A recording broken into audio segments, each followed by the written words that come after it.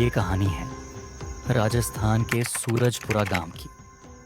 हर साल की तरह इस साल भी मकर संक्रांति का त्योहार बड़े धूमधाम से मनाया जा रहा था। गांव की हर छत पर पतंगें उड़ रही थीं। हर तरफ वो काटा की आवाजें गूंज रही थीं। लोग तिल गुड़ बांटकर एक दूसरे को शुभकामनाएं दे रहे थे। लेकिन इस बार यह त्योहार खुशी के साथ साथ खून की एक खौफनाक घटना भी लेकर आया।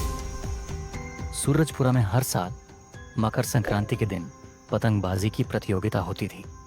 इस साल भी गांव के चौपाल पर बड़ी तैयारी हुई थी। गांव का हर शख्स इस प्रतियोगिता में शामिल होता। लेकिन इस बार सबकी नज़रें दो लोगों पर टिकी थीं। पहले थे रवि, जो गांव के मशहूर पतंगबाज थे, और दूसरे थे विक्रम, जो गांव के मुखिया अजय का बेटा था। रवि और विक्रम के बीच पुरानी दुश्मनी थी। दोनों एक दूसरे से बात करना तो दूर, एक दूसरे को देखना भी पसंद नहीं करते थे। पतंगबाजी के दौरान जब दोनों का आमना सामना हुआ तो विक्रम ने रवि पर कई तंज कसे। उसने कहा, रवि, तेरी पतंग तो मेरे सामने टिक ही नहीं पाएगी। तू तो हारने के लिए ही बना है। रवि गुस्से में बोला, देखता हूं आज कौन हारता है और कौन जीतता है। शाम तक पतंगबाजी चलती रही। विक्रम और रवि की पतंगों का मुकाबला इतना दिलचस्प था कि पूरा गांव इन्हें देख रहा था। आखिरकार रवि ने विक्रम की पतंग काट दी। विक्रम ये हार बर्दाश्त नहीं कर पाया। उसने रवि को गुस्से में धमकी दी और कहा, तुझसे तो अब रात में बात करेंगे। रवि ने भी जवाब दिया, जो करना है कर ले। अब ये आखिरी बार है जब तू मुझे धमकी दे रहा है। उस रात गांव में हर तरफ सन्नाटा था। लोग अपने घरों में त्योहार की मिठाइयों का आनंद ले रहे थे। लेकिन उस रात कुछ ऐसा हुआ जिसने पूरे गांव को हिलाकर रख दिया। अगली सुबह गांव के बाहर एक सूखे कुएं के पास विक्रम की लाश मिली। उसका गला पतंग की डोर से लिपटा हुआ था और उसके शरीर पर कई चोटों के निशान थे। खबर पूरे गांव में आग की तरह फैल गई। लोग यह सोचकर हैरान थे कि आखिर विक्रम की हत्या किसने की। सबसे पहला शक रवि पर गया, क्योंकि दोनों के बीच रात में झगड़ा हुआ था। पुलिस को बुलाया गया। इंस्पेक्टर शेखावत ने मामले की जांच शुरू की। रवि को हिरासत में लिया गया। उससे सख्ती से पूछताछ की गई। रवि ने कहा, मैंने विक्रम को नहीं मारा। मैं उससे झगड़ा करके सीधा अपने घर चला गया था। लेकिन गांव के लोगों ने गवाही दी कि उन्होंने रवि और विक्रम को झगड़ते सुना था।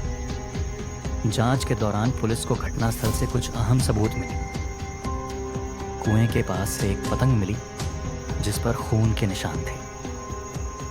पतंग की डोर पर एक खास तरह का रसायन लगा हुआ था जो बहुत धारदार था। विक्रम के कपड़ों में एक कागज मिला जिस पर किसी का नाम और एक अज्ञात फोन नंबर लिखा था। पुलिस ने विक्रम के परिवार और दोस्तों से भी पूछताछ की। विक्रम के पिता अजय ने कहा, मेरा बेटा बहुत सीधे स्वभाव का था। उसकी किसी से दुश्मनी नहीं थी सिवाय रवि के। मुझे यकीन है कि इसे मारने वाला रवि ही है। जैसे जैसे जांच आगे बढ़ी, पुलिस को कई चौंकाने वाली बातें पता चली।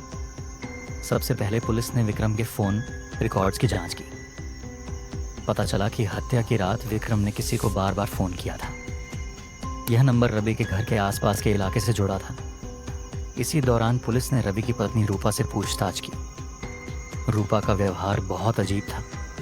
वह बार बार कह रही थी कि उसका पति निर्दोष है।